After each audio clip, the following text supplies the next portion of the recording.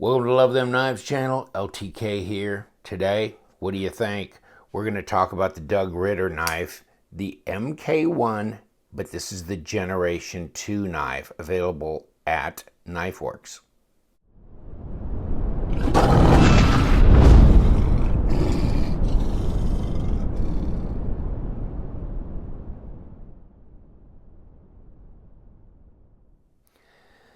Thanks for joining me. Yeah, we've got this knife. I got it from KnifeWorks. I ordered this back in July.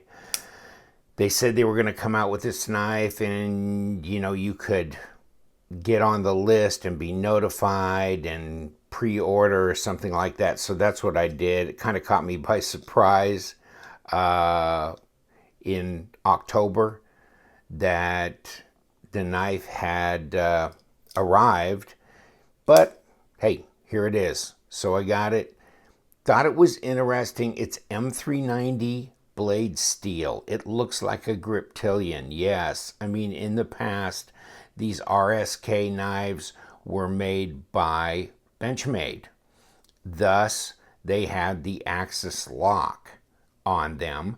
And now, of course, it's not called the axis lock because it's now made by Hogue knives. So it's the Able lock, which is the ambidextrous bar lock enhanced. There you go. So it's an axis lock. Whatever. I mean, it is what it is. Deep carry pocket clip. So now they're made by Hogue. I believe the Generation 1 had a back spacer on it as opposed to the standoffs, so that's a change on there. Apparently some additional offset screw in this steel structure that supports the pivot and the lock bar, that's in there, supposed to enhance that stability. Jimping geometry is changed here to be more thumb friendly, finger friendly, and effective. And yes, I've been able to see that when I compare it to my grip, that it is different. That jimping, definitely different. Because a lot of people, when I showed this on my Instagram, they're going, okay, so the others were made by Benchmade, and it's basically another Griptillian, and in a loose sense of the word, yes, it is. It's another Griptillian. I mean, look at the hardware here, here, here. Same places, here, yes. So the standoffs are not in the exact same location, that kind of thing. Of course, the Griptillian, this is a sheep's foot. You can get it in a drop point. You can get it in a tanto as well. And you can get it with or without serrations. To my knowledge, this is it for this. And you can get this with G10 or FRN scales. This is G10 only, which of course is better to be G10. This is G10 as well.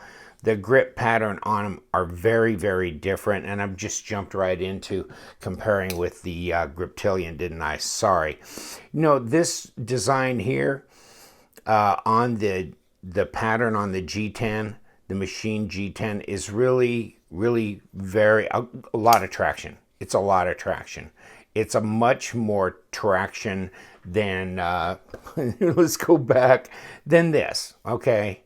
This is smoother, this is more rounded off, not quite as aggressive.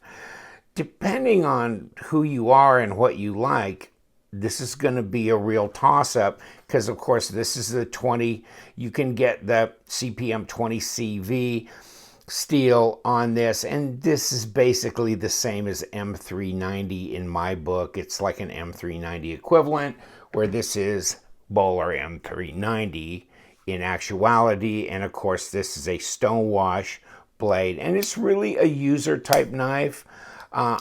It's supposed to be enhanced lock bar smoothness and machining and geometry for better operation, smoother operation.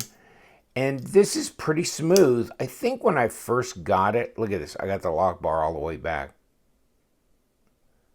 Okay. Okay. When I first got it, it was a little stiffer than this, and this is still a little bit stiffer than my grip.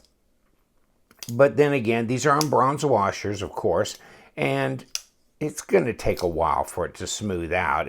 I don't know if it's even fair to compare it to my Griptillian, because the grip that I have here has been used. So, I mean, I've had it for a while, and it just folds up, right? So you just pull that back. It doesn't, you know, that blade swings free and just goes right in there.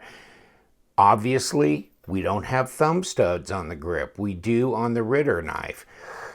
Don't know, I mean, if you're cutting into something and you're that deep, well, an open hole sometimes, depending on the material, can be a problem. Although, obviously, a thumb stud can too if you're that deep into the material that you're cutting through. This makes it easy to finger flick, fail, and thumb flip, and just pull the lock bar back and open and close. Not a problem. So, this one, easy to open and close, and you can finger and thumb flick this as well. So as far as that goes, don't know which I would give the heads up to there. Both really good knives. This one and this one are the same size, but this Mark 1 or MK1, I'm sorry, MK1 is got a longer handle and a shorter blade than this one. Really strange, huh? So watch this. Let me get my trusty tape measure out. But so we've got not quite 3.5. Where are we? Oh, we're not on the tip of the blade. We've gone through it. Let's try and hold on to the tip here. Okay. See, not quite 3.5, not quite 90 millimeters here. Just, what, a 1/16 shy.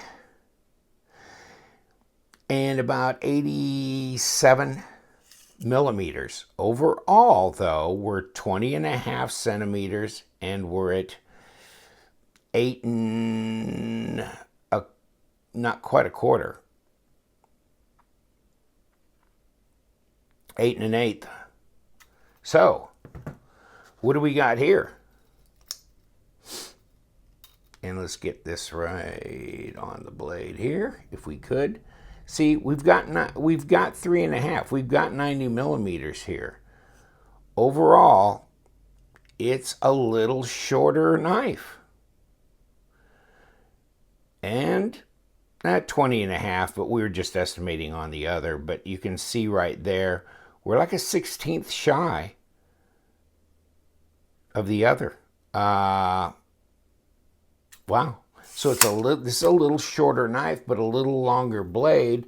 This is a little shorter blade, but a little longer handle. And what they were pointing out was that the lanyard hole is behind where your pocket clip mounts. Okay? So if you see here, your lanyard hole is up on top. So it's not back here. So reason why they extended this handle, and it doesn't look like much, does it?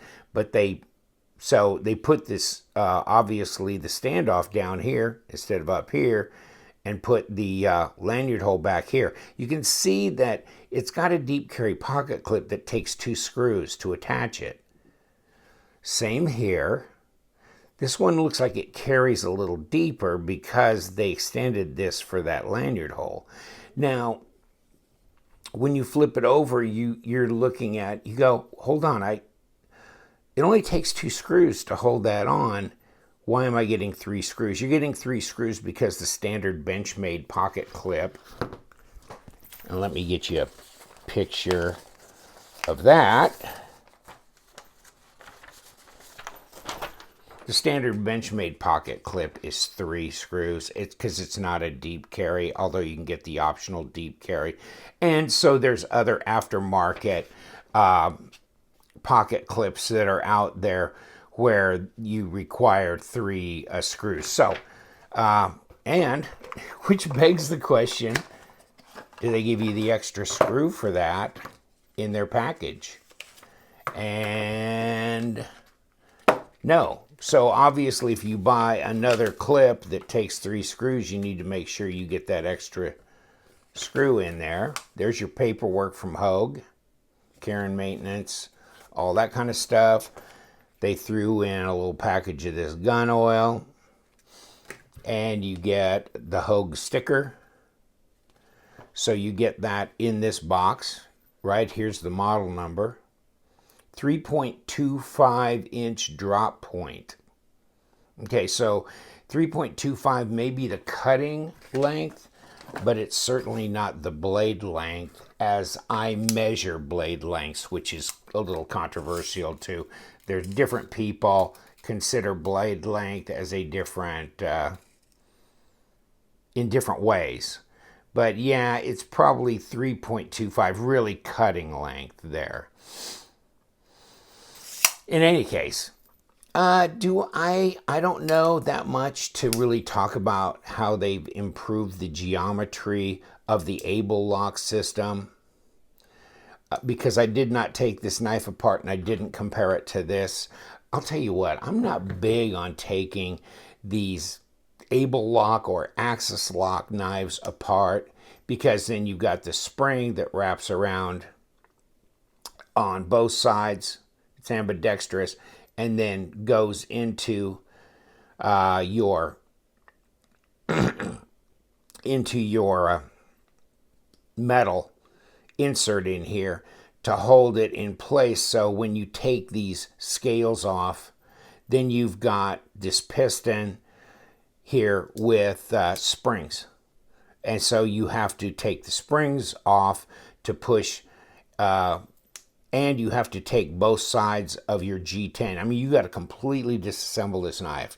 Everything has to come apart to be able to push this piston through and all that kind of thing. I guess you could just take one scale off and kind of look from the side if you wanted to. So you could do that. But as far as complete disassembly, you can't just pop off the front of the knife like I can on some of my folders or flippers and expose the bearings and stuff. And no, because to get this lock mechanism out and disassembled, you have to take both scales off. You have to take the springs off of here, and you have to, because down through here there's an opening where this piston goes down and pushes. It's big enough where it'll push all the way through and out.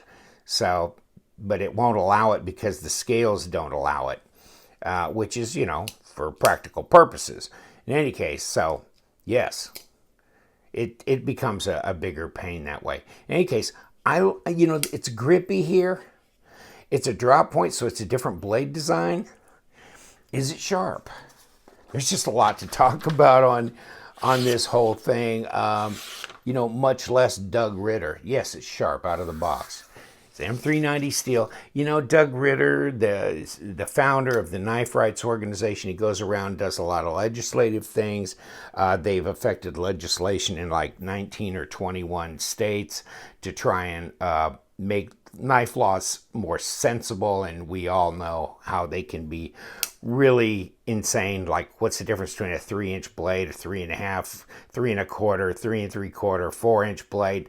You know, what's the difference between an automatic and something that'll just go like this? You can actually open faster, or a wave opening system. Just insane how people respond to knife ordinances and restrictions and stuff. So he's been very effective with that, and he also does conferences and speeches about survival gear and design, and he's on several boards, and he's written and just a lot of things. So I'll give you the link to his site, and you can read up on Doug Ritter himself, what he's up to, what he does, what he specializes in. And this is obviously that would fit in that category of survival gear. You know, so this is interesting, and he's made money to help support his other efforts by selling these knives, which had traditionally happened through Benchmade, and now Benchmade, due to their restructuring, etc., has decided that they will no longer produce the RSK line of knives, and which I guess came to a surprise as a surprise to him in 2016, and then it was off to either decide to just go with the fact that it's discontinued, won't be made anymore, or find somebody else to start making these. And yes, Hogue decided, yes, they want to partner with Doug and continue doing this. So that's interesting. It seemed very euphemistic when they said, due to a recent restructuring, they told him, we won't be making these knives anymore. You know, I think there's more of a story behind there than that, but I haven't heard it, and I'm thinking people don't want to burn bridges and tell stories. So, I mean, to me, it sounds like something else is going on there. But, I mean, I'm too used to corporate euphemistic language, and it makes me suspect that something else was going on. Why Benchmade wanted to quit making the RSK line of knives, don't know for sure. So in any case, Hogue picked him up. Hogue's got the deal. They got the pouch. Let's see if we could find that extra pocket clip screw in the pouch. No, it just right here. Are these still made in Mexico? I sold a Hogue. Yep. Okay, so the actual pouch is made in Mexico. These, of course, are made by Hogue in the United States. I sold a Hogue X5 to a guy, and he accused me of selling him a phony knife because the pouch was made in Mexico.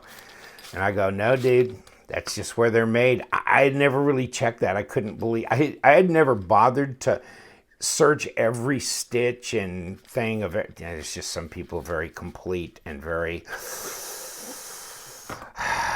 OCD, whatever. But in any case, I never looked at it. It didn't make any difference to me. I was all about the knife.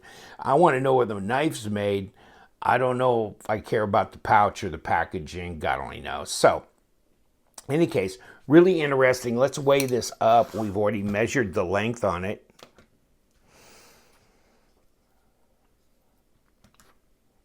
I think, needless to say, 124 grams. Let's roll back around to ounces, 4.38 ounces. So yeah, not bad there. It's about what I'd expect. Oh, by the way, if you're interested, let's throw the grip on here. Okay, a little lighter, but pretty close. 118 grams total. So yeah, and you can get the regular clip and deep carry for these two.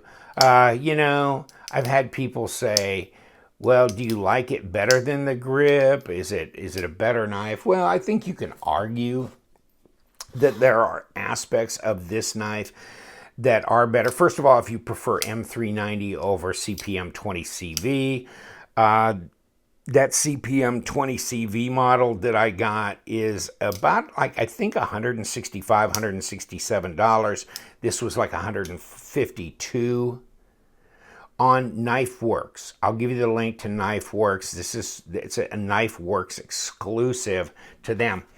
By the way, let me pull that piece of paper. Doug Ritter RSK MK1 G2. And they're showing pre-order now, so I don't know how I got mine, and then it's showing pre-order again. In any case, here's your kind of pause and read. I guess there was some other knife pictures and stuff in here when I printed this off. It was $152.95. Okay, and then I was just interested as due to the restructuring, they're no longer going to produce the RSK knives. And then, of course, his work helping result in 29 bills, repealing knife bans in 21 states, his work with knife rights, the ambidextrous bar lock enhanced, the able lock, the Wolf springs, Omega springs. Good thing I picked up this piece of paper. Hadn't really talked about that. That was another enhancement to this MK1 Gen 2 knife that he's doing, which is the WC Wolf company doing these springs, okay? Supposed to be better engineered and made, more reliable, that kind of thing for the able system, the lock system. So that kind of information might be helpful to you, or it might not. Pause and read, and you can go down the rest of this. Obviously, it's got the Hogue logo on it. It's got the black G10 high-pressure laminate aerospace composite. You know, so it provides improved ergonomics, an index bump, which is right here. So for your index finger, and I don't have a picture of the Gen 1 to really show how that's different. And I didn't pay that much attention to the Gen 1 in any case. And you know, the patterning on the handle was inspired by the Hydra Fighter from Les George. It's got standoffs compared to the solid back of the original, that kind of thing. So basically, you can just read through there and ignore what I'm telling you because you can see it for yourself. The liners are 410 stainless. 4.5 ounces, a little under that, 4.38 I think we said. Stonewash, HRC 61 to 62 supposedly. I guess that's the only unknown that I really can't speak to, and maybe somebody, I'm not going to give this up for HRC testing, but we could test it. And we could test the M390, we could test the HRC, so maybe we'll do that sometime in the future. Right now, this is going to go off to Slicey Dicey because he got a hold of me and said, hey, dude. And I go, yeah, I'll send it to you. So maybe at some point in time in the future, I'll relent and get one of these Gen 2 knives from a Ritter and have the HRC tested. Because they're really a cool knife. I like the blade shape. I think that high grind's really nice. You can do some piercing. Really should be good at slicing. Look at the edge on this thing. And it's sharp out of the box, but look at the grind on that. Now, look at, oh my God, this is going to kill you. This edge is from Benchmade, okay? I sent this to Benchmade after I got this from Frank in New York. It was a knife that he had used, and he just gave it to me as a gift. And so I said the pocket clip was scratched up and, whatever, and it probably needed a sharpening. So I sent it to Benchmade, and they ran it through the spa. They basically rebuilt the knife. But look at they resharpened it, and look at that edge. Not that it's not sharp. I mean, it's very sharp. But it's really different, isn't it? Very different. Taking a lot of material off here, it looks like, and kind of just a rough, where this looks much more refined. In any case, one of these days, I probably ought to either work on it myself or send it to Kevin and have him put a mirror on here, because this just looks like it could go up a few grades in the whatever stone was. That was probably hand done on a belt thing or something. But in any case, so yeah, this is nice. Supposed to be a little bit more reinforcement in here. There's different texturing geometry here. Definitely different texturing here that makes it more grippy. The ergos are so similar to the Griptillian. So the ergos are really good. Of course, you've got this little choil up front here, not a go forward position, but at least for sharpening sake. And I guess we never did. Probably one of the more important things was it's fat. I mean, yeah, it's It's kind of a wide body, and it's contoured, 15.7 millimeters, 0.62. It's a fatty. Let's see what this is. 0.12. Wow, that's strange. So 3 millimeter blade stock. I find that hard to believe. It looks heavier than that. Oh, maybe not. Okay, you're right. 3 millimeter. Wow, okay. So yeah, and 0.62. If you want a comparison here, let's do that just before I let you go. So this is a little thinner. This is 14.9. Well, 0.58. Hold on. Oh, yeah, this was 0.62. Look at that. Yeah, it is. Wow. Much different. Blade stock.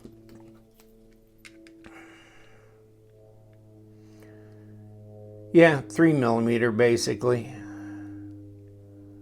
So pretty much the same there. Interesting. Wow. Okay. So pretty much the same blade stock. Little shorter blade here compared to the sheep's foot blade on the Griptillian. A little longer overall because the handle's longer and you've got that lanyard hole. So I'm repeating myself at this point, but you get the zipper pouch, you get the box, you get the sticker. They threw some lube in, so I mean, they don't know me for anything. So you get paperwork, lube, the sticker, all that kind of stuff, and a gel pack. So what do you think? What did I miss? If I missed something, who cares? It's 26 minutes into this thing, so I'm going to let you go. But yeah, I just wanted to talk about it and point out some of the factors because it was really difficult on my Instagram to really, you're limited of how many characters and stuff. So plus I just hadn't done as much research then. But as far as I was concerned initially, it was basically just a reformulated Griptillian. But it's more than that. And it's a little bit less expensive. Now, if they had a different color available on the scales, now that would be really cool. Although I don't want an aftermarket scales because I want the same pattern. I think that would be good to stay with.